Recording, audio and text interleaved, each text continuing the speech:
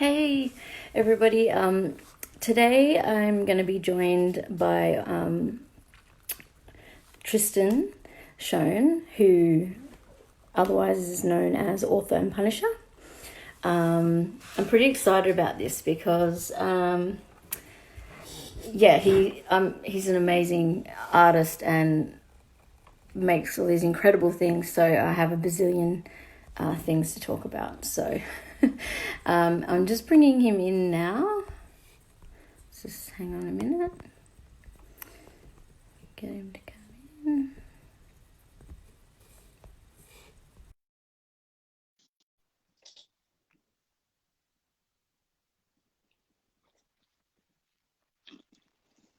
Hey, Hey!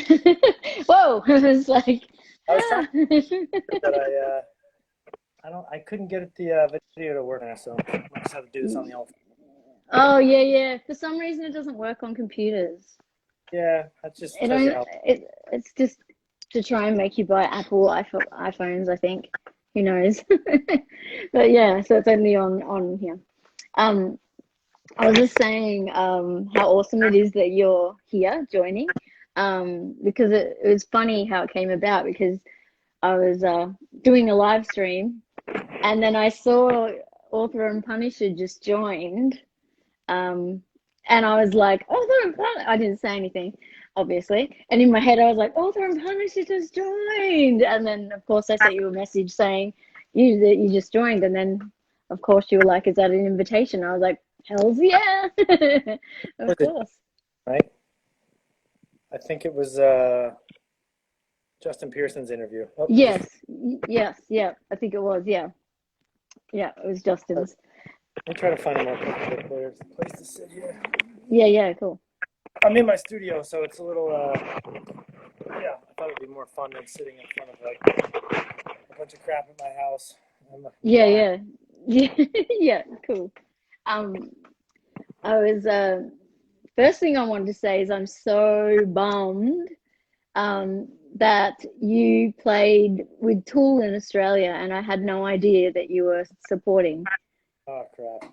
Yeah. I would have I didn't want to see Tool, but I would have I was like, fuck, like you were playing support, damn it. Like, and so I had no idea and then saw photos afterwards and was like, what the fuck? When did Author and Punisher play here? I don't remember this. And then yeah, and then I looked it up and it was like you were supporting Tool. Yeah, So it I was. was like, ah, Which city are you in? Melbourne. Oh, then okay, yeah. I think we did 2 nights there. Yeah. That It's like sucks. yeah, I was like, dang it. I mean, it was mega expensive, but I probably could have got a floor or something. Then just came and watched you in a little bit of Tool and then left. Not that I don't like Tool. I just, they're kind of like I don't like Tool fans. They have a and like, whatever. They Yeah, kind of I mean, just sound like the same thing to me over and over again, which I'm gonna get annihilated for, but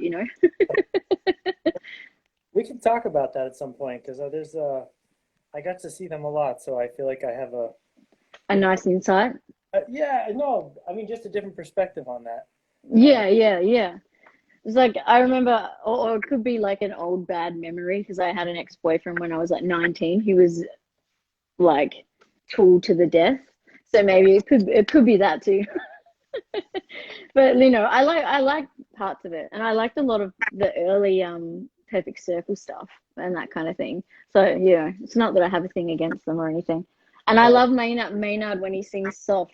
Have you seen him sing softly? Like with he does a song with ages ago. He did a live joined Tori Amos live and did one of her songs with her at the piano, and it was absolutely beautiful. And I was like, oh, maybe Maynard's, like he's got more talent that he's letting, kind of he's using, I guess, or in different ways. So he's yeah, but never got to see him sing quiet. Honestly, he was kind of the most difficult to kind of reach during the tour. Other I than can just imagine. he's a little bit he's pretty private. So everybody else was anytime I wanted to hang or whatever, it was more chill. But um, he's just kind of, he's flighty. You don't see him very much. Yeah, I get that kind of impression. I remember seeing when made the news ages ago. It was really quite funny where he was selling one of his houses, and it was like this hexagon, and it was like the worst decor I've ever seen in my life. It was like, like a huge hippie like thing, and everything was circular or like a hexagon, the entire house, and just yeah, it was gross. But anyway, good luck to whoever who bought it. I'm sure they someone who loves them bought it. Um, but yeah, I wanted to say obviously you're in San Diego first of all, and I love San Diego, and I love your burritos. They're the best burritos ever. Often. I think we had one burrito in the lockdown so far. Oh my God. Like, Yeah, are they because you can't get them or you can't? I can get them. I think we were a little bit worried about, just passing on disease. I think I've gotten a pizza, one burrito. Yeah. I've been cooking the shit out of like pizza and bread, and I've become I've become the majority cook in our house during this Oh, time. that's cool. I've been cooking, but also Melbourne's like a huge Uber Eats fanatical place because we have like it's a huge restaurant place. So all these like epic restaurants are doing Uber Eats Mm. now that normally wouldn't. Yeah, gourmet if you want. Some people are saying, but yeah, I don't get gourmet. I just get like you know a double pepperoni pizza, or you know what I mean. I don't go too cray, but um, I was gonna say so. Yeah, you're from San Diego, which I love. And you started out as a mechanical engineer, and then you were kind of doing sculpture and that kind of stuff. Yeah. Um, so it was like, um, I guess, How long were you doing that for? Like, were you doing that your whole lot? Like, that was your main career? Like, Well, yeah. I mean, I went to God, 96. I went to college and got my mechanical engineering degree, and I got out in 2000 and just like started working. And I can't remember. It was Corning, which was like, I don't know. It was a semiconductor like startup company owned by some big company, and it was like sort of in robotics, hmm like but like more in a clean room. So I had to put like a bunny suit on and get down, test a bunch of chips, and design these little mechanisms to test these telecom whatever. Boring, but yeah, it was yeah. a thing for a little while, and I like went right into that, and I just like um just I was like, okay, now I'm gonna go to grad school so I can like work on cooler stuff like in robotics. So I applied to grad.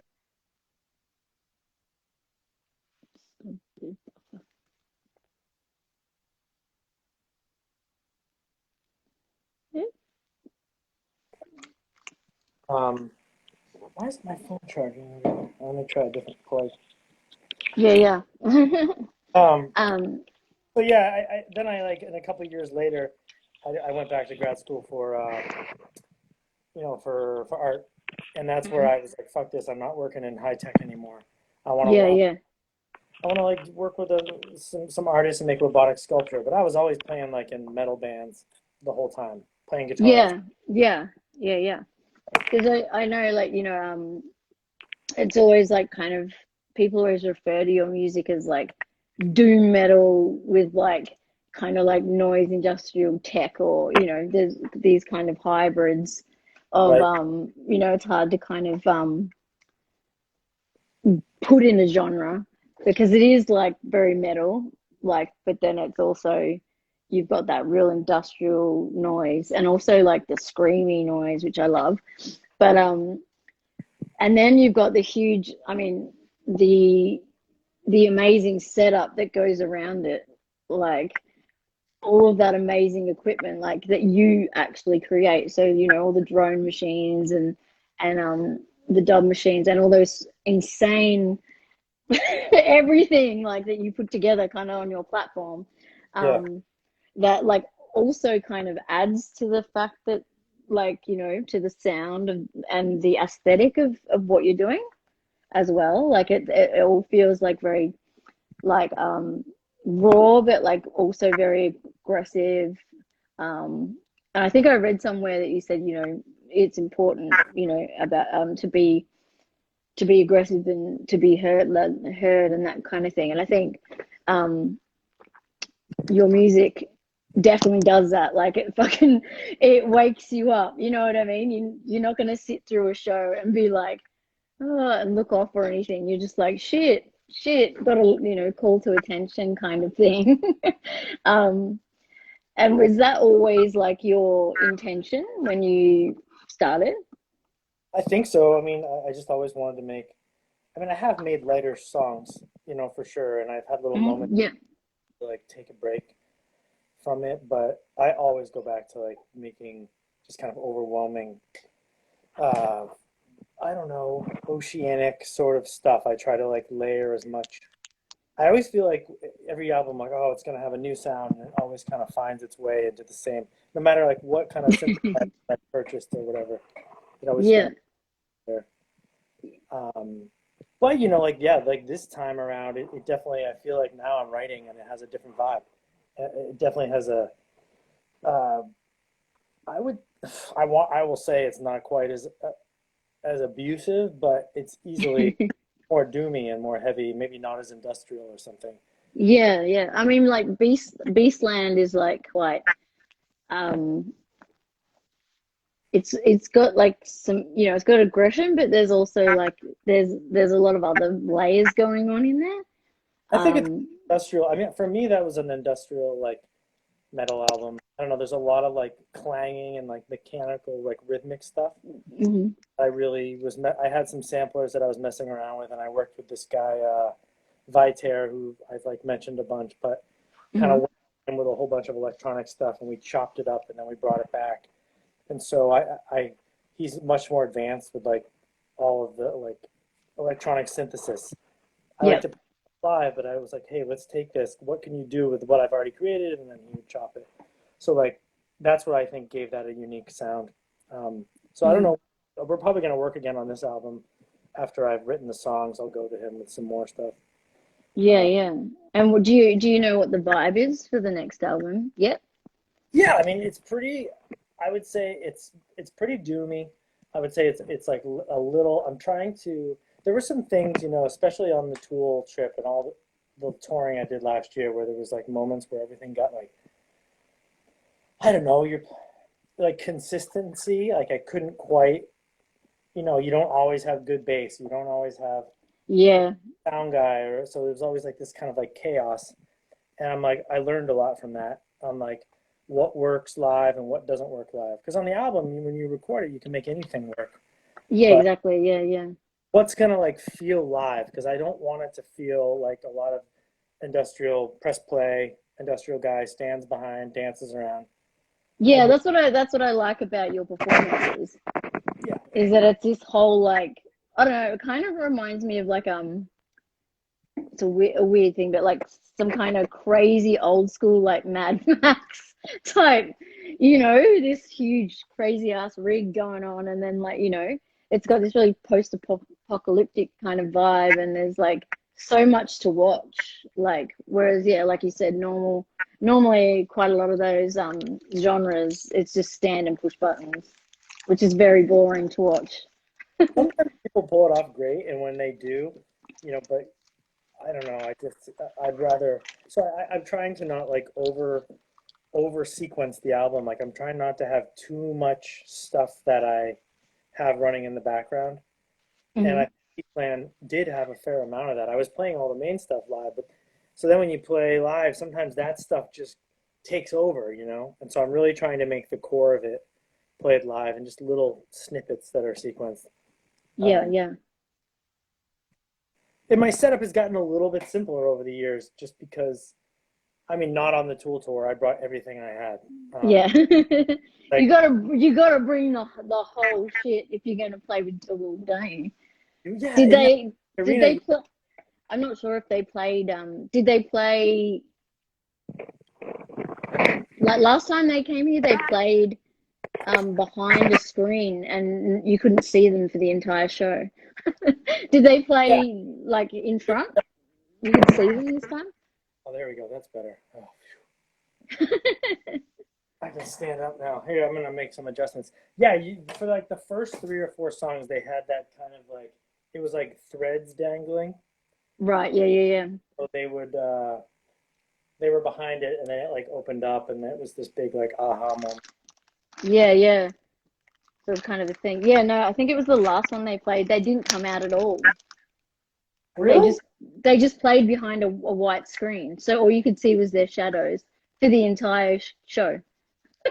This was quite a few years ago. Yeah. And it was like I remember people were like waiting for a reveal, and Yeah. there was no reveal, and then it was kind of like this crazy everyone was talking about it like, what the fuck was that? Like they just played behind this white screen so you could see the shadows, but never ever came out. So it was like gave this kind of everyone this anticipation, and then nothing happened. But yeah, I think it was that when he was going through kind of a weird period with like Perfect Circle, and he was doing all this sort of, you know, Euro type stuff. Um, someone was actually saying, would you ever consider collaborating with Trent Reznor? I Or mean, that's yeah, absolutely. I mean, of course, if he contacted me, and I really say no to like most collaborations just because of Mhm. I feel like I'm not a full-time musician, so I work as an engineer like half the time. It's pretty much like half the time now, and I'm starting up a gear company pretty Mhm. soon. So like, uh, I don't want to be in a whole bunch of bands. I just want to do off Yeah. the Yeah, of course. and so, but there's exceptions. If Tool guys ever contacted me, or if Trent Reznor, or there's people like Godflesh, Yeah. Neurosis, Neurosis, yeah. any of those dudes. But I feel like they're kind of the same way, right? They don't, you know, maybe when I was a little bit younger and like trying to get opportunities, but now I'm very content just making this music. Yeah. Yeah. I, not a clouded vision and remixes and things like that. But anyway, if it was Trent Reznor, that's one of the exceptions. Yeah, exactly. I was gonna say I don't think I could. Yeah, most people wouldn't want to say no to that. I would love to hear like even like just you even doing a cover of something from like Pretty Hate Machine or something, but your fucking hectic sound on it. Because that was such an iconic album, like for I guess that kind of sound, but it was so basic back then, but so brilliant at the Yeah, time. No, I'd love to hear you play something from that. Do your own take on one of them, and like, you know, I always try to make them heavier. I mean, I did a Godflesh song once, which is kind of weird, just because there's so many. It's kind of weird to do covers or collaborations with somebody who's already like in the same genre as you. So yeah, that's something like I don't think that'll ever happen. I mean, Trent Reznor should collaborate with like people that they complement each other. Like I feel like Bjork is pretty good at collaborating with people that are like mhm. kind of opposite spectrum. Yeah, Or I saw who Nine Inch Nails was taking on tour in September. The singer from Savage's new solo project. yes, Jenny Beth, yep, I Right. think, yep, yeah. They do pick yeah, different genres generally I think that's a great pairing. to tour with, yeah. Um, the last time they played here, it was Queens of the Stone Age, Oh, and Brody solo. hmm. So yeah, Brody opened, and then Nine Inch Nails and Queens of the Stone Age flipped a coin each night for who got to play first. So you never knew like which yeah, so you never knew. So you never knew which band was going to play first. So you had to turn up at the beginning, because yeah, you didn't know if it was going to be Nine Inch Nails. Like, and I went to both the Melbourne shows, and it was like the first night. I think it was Nine Inch Nails first, and I got to say, it was like they blew them out of the water. And then afterwards, it was kind of like, I'm kind of happy in Happy Land now. Like, you know, and then the next night it was Queens and then Nine Inch Nails. But Nine Inch Nails brought it, like, I don't think I've ever seen them play a shit set I think ever. it's so much of like a more of an audio visual, like big presentation, you know, they really go Mm. for it. I think just Yeah, yeah, like a rock band, you know, it probably yeah. on video and lights and all that kind of shit. Yeah, they kind of had video in the background and tried to have some lights, but they just couldn't compete like with what they were, you know, playing with. Like whilst it was a good, you know, I think it was because they were friends, their children are friends or whatever, and that's how it happened. But like, but yeah, it was like, yeah, Nine Inch Nails just was like, you can't. It was just like, okay, I could go home now because it's like, it was just mind blowing, you know. And they yeah play like such an epic set. Um, I was gonna say like, yeah, you're a fan of Neurosis and even Noise Button. Like I can never say Blixer. I can never say the whole thing. I just always say Noise Button. Um, you know, and also like Swans and you know, and Sun and stuff like that. Does any of that kind of, do you feel like that some of that is like influences you in certain ways? You mean those bands like Neurosis and uh, Mm. Going I mean, Bond? like I mean, yeah. Swans, for example, I wouldn't have expected, not that it's weird, but I wouldn't have expected you to be a Swans fan. Well, I wouldn't say I've been like a diehard Swans fan, but the kind of like visceral nature of their stuff and like a lot of the Mm. imagery, the kind of like the psychological elements of like the stuff that Michael Giro's been into. I really just I feel like I'm coming from the same place. Um, you know, it's almost like it's more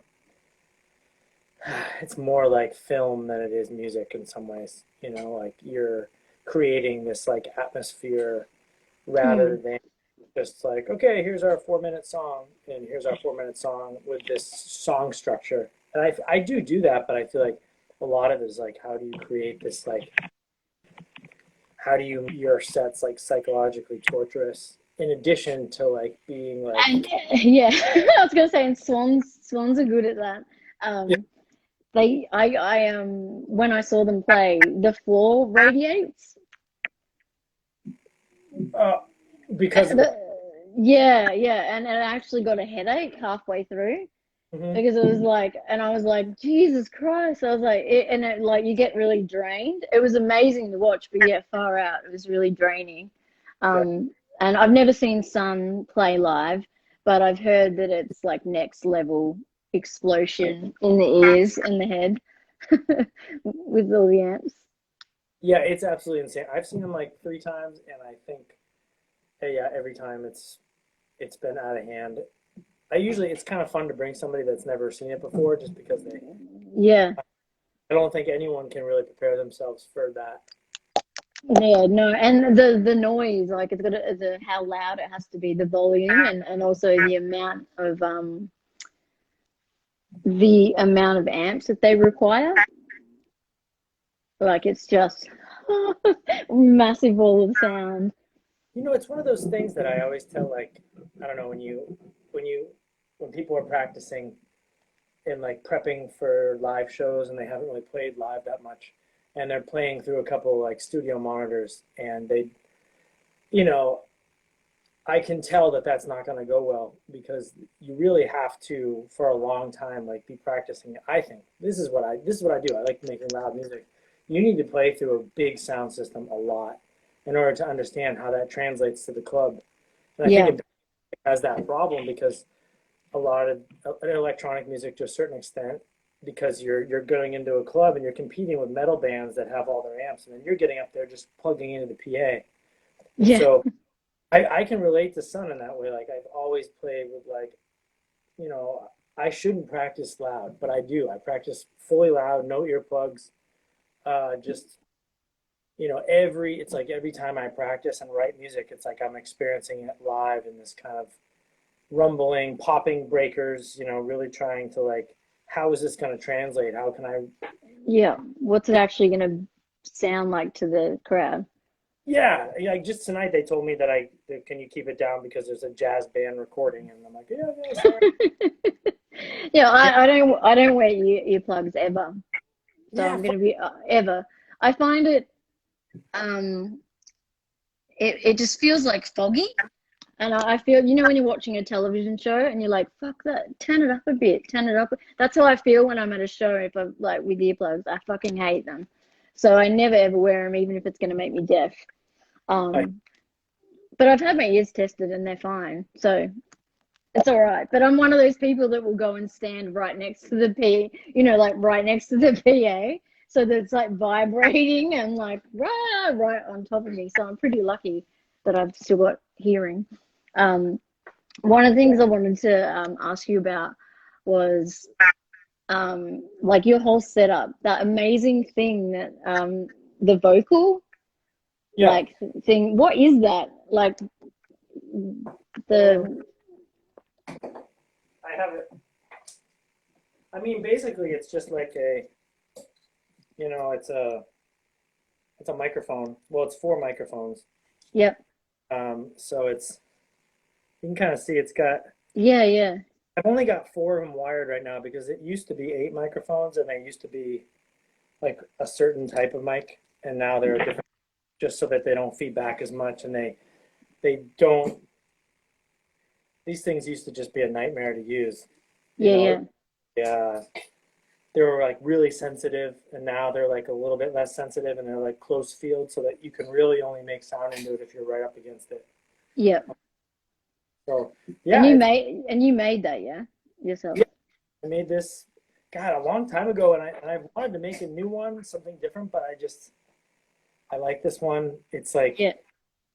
it's never. I mean, I've had to redo all of it, like the insides and the plugs and everything a few times, but Hmm. I just you know kind of see like, oh God, is that it?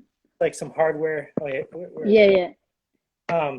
So I use like this kind of like C stands that they use for not that this is a gear podcast here, but um, Yeah. it It's all really came good. like this thing would fall over if it was on a mic stand, so I had to make all the hardware that holds All this. of it, so it does it. Yeah. A lot Someone, of someone, cables. someone's asking what your vocals sound like without, like, raw, without the machinery. Well, that's not actually. I mean, to tell you the truth, I don't put as many effects on it now as I used to. I mean, Hmm. my vocal sound. I mean, live, I have one that has a little bit of distortion on it. Hmm. But like on one of the tracks on the last album, Nile Strength and I think Pharmacide were like heavily distorted and delayed. But most of the other songs were just a little bit of distortion and delay. Yeah, Uh, and quite you light. can't Yeah. like pull that out because it's too much. But who knows what shows they were at? I was experimenting a lot. Maybe there was some shows where it was just cranked up, Yeah, you were or like just like blowing it. I mean, I think I like either or. Like, I'm not. I quite like, you know what I mean? I quite like the like like really oppressive like distortion and stuff, but I also like the other. So it's it's too dry. It's like when you go and you see somebody, and it's like too dry. It's just not right. I don't know. There are some bands that I love their albums, and then they go play live, and they don't have a sound guy, or they don't have a sound person, and they don't have the same effects they had on the album, and I'm like, wait, no, you can't do that. yeah, or it's yeah, they have a weird what do you call it? Like they just have the house engineer. Yeah, the house engineer, and that's fine because sometimes that works okay, and I can't always afford in Europe to bring a sound person, but Yeah. it's rolling the dice. It But can be, yeah, it's kind of difficult because um I saw the body play and it was a heavily electronic industrial kind of noise thing that they did, and it was really quite it could see it was kind of difficult for them because it was like they just had two, like a pod and like in a guy, and you could tell that they were like struggling to play it live.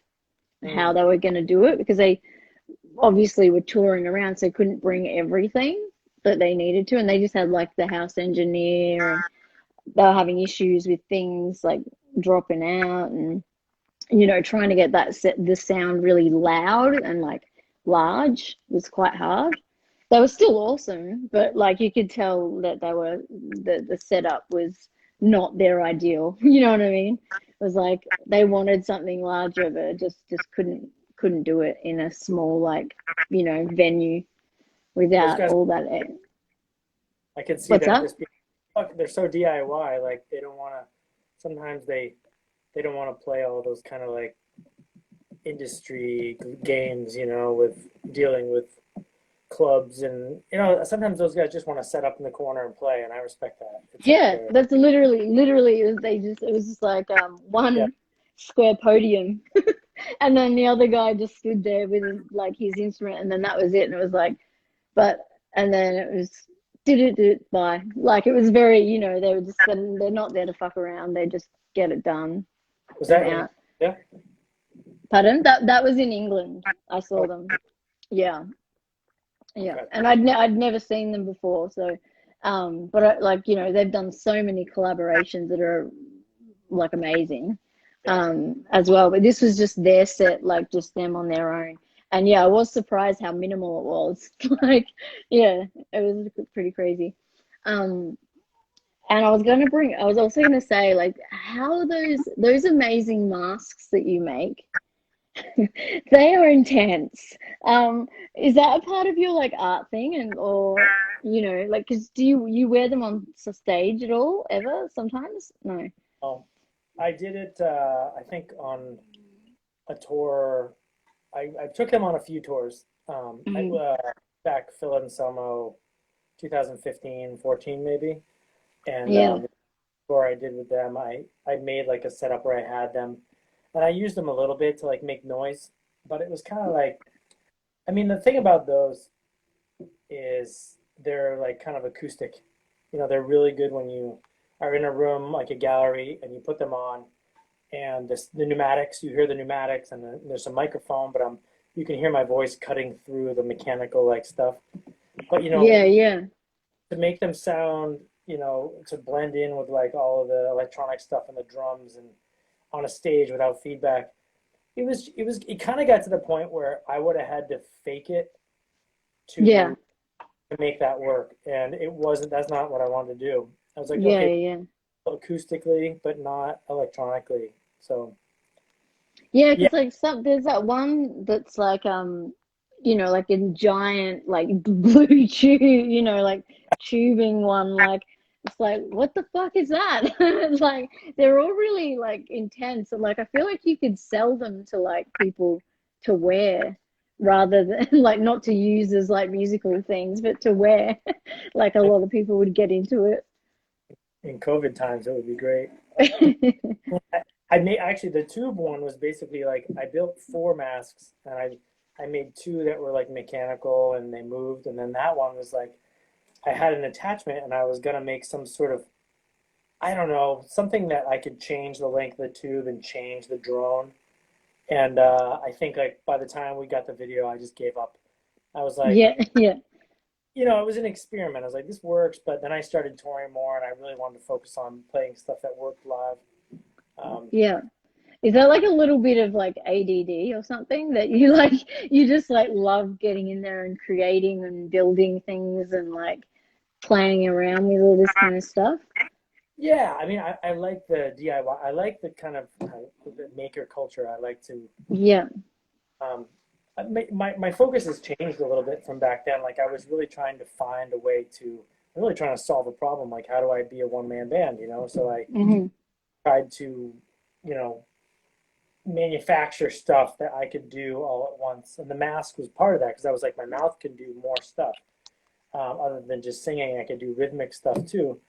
And Hmm. like, okay, I'm going to solve this problem, and it like covers like the parts of my brain, like the creative side, the mechanical and musical side. Uh, Yeah. but then yeah. So there's that, but I also at the same time I do feel like it in the end there's like, if you take that too far, then you kind of you get into this like kind of Burning Man world, or like Yeah. thing where you're like, you're building things that look cool that don't necessarily make good music. And I really want to make good music. Yeah, Uh, yeah.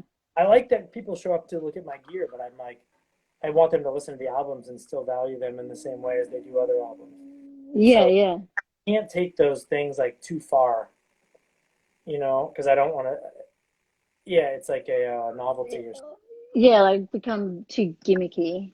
too gimmicky. It already is like I already am as gimmicky as I need to be. It's very. I mean, the test will be, because I'm probably going to start selling some of this stuff Yep. in like slightly different forms. The test will be like, Yeah. will it take off? Will other people kind of have the same connection to it, or is it very like, is it really just designed for me? Yeah, yeah. Because I mean, they're really unique, like pieces and things that you're making. Like, I'm sure there's a market for it, like, especially, like, and you could tweak, I guess you could like tweak things or like do custom stuff for particular bands if they wanted it. Yeah, we could. There's so many. Oh God, there's so many sides to it. There's like this stuff is really hardcore. It's made with expensive components, so Hmm. then you're in this position where you're just making stuff for rich people. So we're Yeah. trying to balance this so that like it's not just for um it's not just for already successful rich musicians. Wealthy people, yeah. So Yeah, there's so more underground DIY people can access it. yeah, and also like maker culture, and we want these things to be around for a long time, so it's not some plastic thing where one piece breaks, it's gone. Like Yeah. on here, everything on here that I have, I can like replace. I can replace parts of it, and I want to do the Yeah, same. yeah. People can like, oh yeah, that thing broke. Oh yeah, you can order that off the You website. can just go get, yeah, yeah. You can just go get that and fix it. Yeah. Is I'm there like, any uh, instruments, new instruments that you're working on yeah, or in process? well, we're working on new versions of these ones. So now I have Hmm. another engineer and a kind of like a synth um, expert.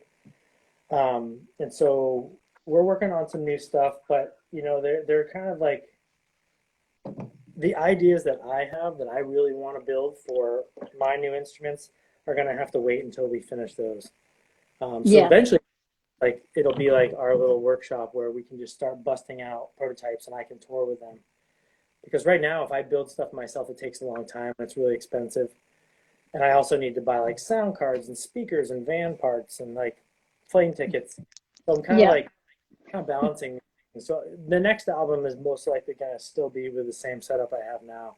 Hmm. But that's cool because the last album, man, I finished. Let's see, it was like 2017. I finished building them in January, and then I recorded in like the end of April. So I had, that's a really quick process for me to learn how to use new instruments and write an album in like 4 months.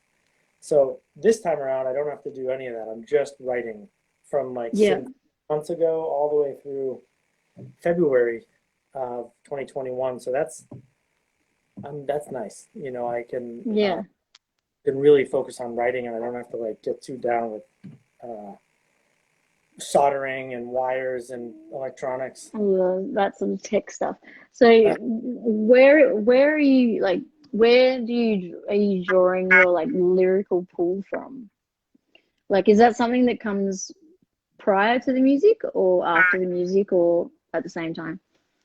That's I would say always after, because I'm like, I feel like I heard David Byrne kind of talk about this a little Hmm.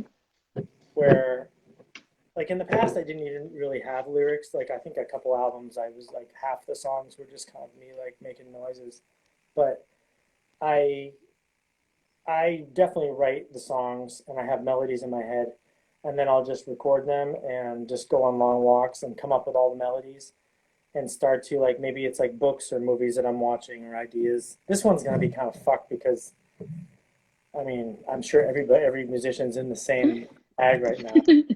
Just this should be the tagline for the new album. This is gonna be fucked for your advertising. What's happening, and it's like we can't sing about it anymore. It's Yeah, so I'm really kind of at a loss for what lyrical content is going to be like this time. No fucking idea. yeah. Because Yep. it is such a weird time. Yeah. Hold on, I'm grabbing another beer really quick. Yeah, go for it. I saw your drink. You just got Stella. Yeah, Yeah, it's just summer. It's so hot here right now. I We're like like, Stella. it's funny they call Stella wife beater in England. It's like because it's What? like four. Do they? I think because it's like 4.5% instead of like 4.2 with all the shit ale that Oh, it sells. So it's yeah, like yeah, it's like, but San Diego is all the IPAs here are so brutally strong. It's like, yeah. Well, that's like here. It's like people. It's kind of considered a little fancy. Like, oh, I'll have a Stella Artois. You know what I mean? but I think that was for a little while here. It was the same thing. Yeah. Now it's just like kind of just get a Stella. But yeah, like our beers here are mega strong, like really strong. What did So, I? Like, I think we drank Victoria, but then you have all the craft oh, beer. gross. They gave you VB. This was no. Well, Oh God. I was gonna well, say I apologize in advance if they gave you VB. I had drank so much on that tour that by the time we got to Australia, I was like, I just couldn't even look at alcohol anymore. I mean, we drank a lot, but I think I was like bottles of wine. We were drinking like, I'd get 2 bottles of wine and I would just drink wine. Yeah. Um, but yeah, and like, yeah, those other, yeah. I mean, not many of the Tool guys drink that much. I mean, Danny likes to party and he'll drink like whiskey and stuff. So I'd have some whiskey with him sometimes. Yeah. I mean, when you're done with your set at like 8:30 and you have to stay around till 2 and Mm. hanging out at a tool show every night, you're just drinking. And Yeah. I was just by myself and my manager, and we were like in Australia, and fuck, a lot of days I wish I had have known this because I would have like friggin' that taken was you to go get epic beers and epic drinks because there's like so that many awesome places. There's a place up the road from my house that sells the strongest beer you have ever had in your life, and you buy like a pint, or you can get a little one, but it's more economical because of how expensive it is. And yeah, so you buy a pint. I'm not even joking. 2 pints and you're fucked. Like it's so strong. Like, but you can't taste that it's strong, but it's like epic. It's all crafted, like, local or imported. And it's just like, whoa, you stand up and you're like, whoa, yeah. didn't realize I was that maggot. Like, oh my God. But yeah, no, I wish I'd have known because yeah, we'd have taken you around and definitely got you mega drunk. Or brought out rad alcohol to you. We went to a football match, Aussie rules football, but it was like preseason. Yeah. I'm like into all that stuff, so I was pretty You stoked. loved it. It's pretty I'm not really a sport fan too much, but like Aussie rules is hardcore, I reckon, compared to other football around the world. Like, I Yeah, mean, in England and Europe, football is soccer. It's soccer is soccer here, and football is Aussie rules. And then of course your football is like gridiron or whatever it is, but where they're wearing all of that shit. Whereas like Aussie rules is like I'm wearing short shorts and most of them aren't even wearing like a dick protector and like and they're just like fucking smashing each other like and like there's no rules. I mean, there was like a period of time where there was this thing where where guys on the field to distract the other player when they were trying to get a mark would stick their finger up the dude's ass. yeah, I can see There's that. just no fucking rules. Like it's like, and they take full on smash into each other and fight, and yeah, it's like I can totally appreciate how difficult and how tough Aussie rules people are because they don't use any Yeah, no. yeah, anything. It's even better than rugby, I'm afraid. It's like it's more hardcore than rugby because rugby at least has some protection, and Yeah. they more push each other like in like a tribal kind of thing, whereas Aussie rules is just not like that at all. But yeah, that must have been weird. Did you enjoy it? Or I mean, I enjoyed it. Yeah, I mean, it was so nice. We went surfing once. We didn't go in Melbourne, but we went in Perth and south of Wollongong. One of my old like workmates lives down there, and we went surfing. And what else did we do? I was trying to meet up with the dudes from King Parrot because oh I've yeah. hung out with them a bunch in the Hmm. U.S. And I met what's the other band I'm thinking of? Um, Portal. I didn't get to see them Oh too, but yeah. Yep. got to hang with them once. Crazy hang with them in Austin, Texas. So crazy guys. It's interesting because a lot of the like not King Parrot, but like Portal, for example, like there's a lot of bands like that that are very underground here, Mm, but then they go overseas and they play and they do really, everyone knows about them. yeah. But like yeah, but here they're quite, they're like people know about them, but they're a little bit considered more underground, you know. You guys have a huge country too, so it's just like there's. I mean, it's really hard. I mean, I've never played in Australia before, other than Tasmania once, and Hmm. these. And so now that I've gone, I'm like, oh god. I mean, the shows. I could see that the shows would be really good, but Yeah, yeah, Portal I think has been a few times, but it's such a pain in the ass to get visas. I don't blame them for not coming. Like yeah. fuck the U.S. right now, anyway. I mean, Yeah, yeah. The visas are really expensive, and like and it all depends on the promoters and what the promoters are offering, right? and like, and that's the same with bands coming here. Like, some promoters will be like, you have to pay for your own flights from America to here, but we'll cover you all your flights locally, but you have to pay the massive, which I think is kind of crazy.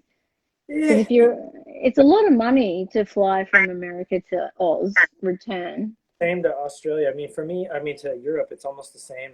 So it's like we have Hmm. to pay for those tickets, and uh, maybe a big festival will give you enough money to pay for it, but we would do the same thing to everybody else. I mean, the U.S. doesn't pay for anything for anyone. Doesn't give you food. Doesn't give you shit. Yeah, yeah. When you did Tasmania, was that a dark mofo? Yeah, So they would have paid for you, did they? you paid for me and one Yeah, other. yeah. That was Dark mofo. I can't say enough nice things about dark mofo. I love those guys, and they pay for everyone's flights locally and internationally. They look after you amazingly well while you're there. So it's like it's such a good festival to get. so good. The food, like the whole like Yeah. we just ate and drank and just it was just nonstop. I mean, the thing is, Dark Mofo, like it turns Tasmania like into this amazing place at the time for that 2 weeks. But then it's boring as fuck, like any other time. Like no one goes there. But when Dark Mofo's on, it just becomes this amazing epic place for like 2 whole weeks, where it's just like amazing music, amazing art installations, and like all sorts of stuff. Like it's just super, super amazing to see. But yeah, love those guys. They're the best. They're like probably the best in terms of bringing people over. That they pay for everything. Like really cool. Um, and I don't like they're just awesome. Um, yeah. So I guess yeah. So with the new record, you kind of got to figure out lyrically where you're gonna go and how like. I mean, it's such a frustrating time as well. Are you finding it easy or hard to be creative? Well, At, easy to be creative.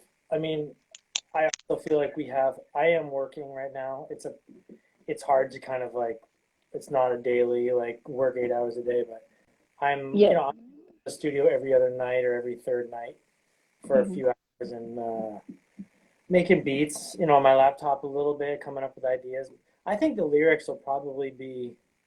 I haven't. I don't know. I just like, for example, with the political landscape right now. Um, I've kind of been taking the lead from a lot of the black leaders in our communities, Hmm. and just I think it's a time when we should just kind of like shut up, Yes. try not to That. be like trying to like lead the conversation. So from my perspective, I might have, even in an abstract way, been a little bit more political on previous albums, even if it's like in my own like hidden way. Yeah. I think one will probably be maybe a little bit. I think all that stuff's going to be said. Um, I think maybe they'll just focus on some of the feelings and like vibe uh, that I don't know. I think desperation and of like maybe like for example, I think maybe on Beastland I experimented with some like there was an author I was reading, N.K. Jemisin. She's like a sci-fi author, Hmm. um, and why am I having? There was a trilogy that she put out, and so it was basically just kind of like post apocalyptic, but there was also like elements of like fantasy and different types of creatures and humans, Hmm. and but it kind of like mirrored some of the like racial tensions and stuff, and so I really liked the way that she was able to like tell the story without being like super blunt about it. you know like kind of like so I think I might do something like that, where come up with like a like a like a couple of characters and tell their stories, Yeah, or yeah. play out like Like suburban. your own kind of crazy ass world kind of thing. Yeah, like maybe just like a suburban urban like world where uh, things have gone or astray in certain ways. I think that's what I've done in the past, and I'll probably just do more of the same with that. I mean, Yeah.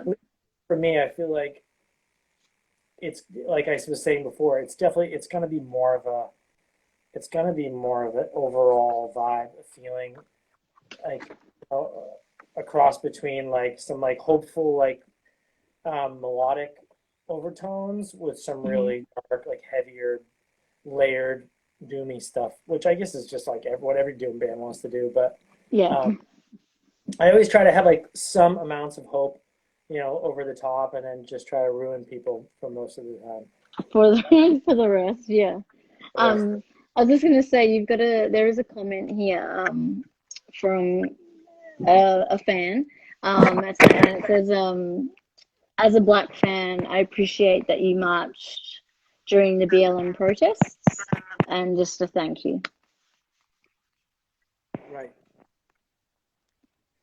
I don't know. I mean, I understand some people don't want to are worried about COVID, but there's just like there's no excuse for Yeah, yeah.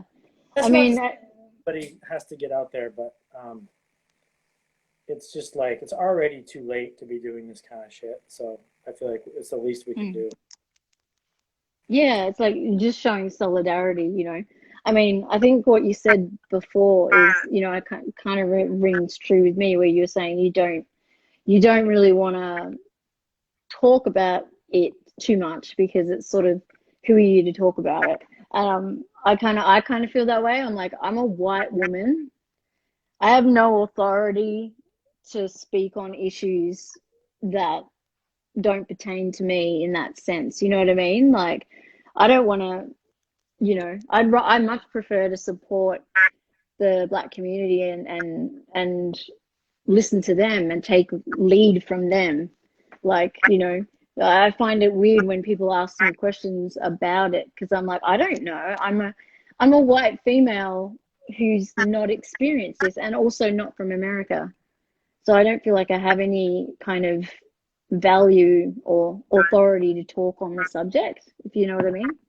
Right. I know, um, issues here in my country with Indigenous people and stuff like that, but in terms of what's going on in the US, I don't feel like confident that I've got anything, to say aside from that I support them, and that, that what's going on is wrong. You know what I mean? So, um, yeah, it's kind of, it is weird to ask kind of a white Australian female, what do you think about that? You know what I mean? I mean, I Um, feel like if we're in this position where we're like sort of publicly seen a lot, you are in a position where you can be outspoken and people might like, find some value in things that you say or follow a lead, and so in that sense, I think like a lot. I'm really proud of like most of the metal community for like jumping in and being involved. yeah. But there's a lot of finger pointing, like, oh, Hmm.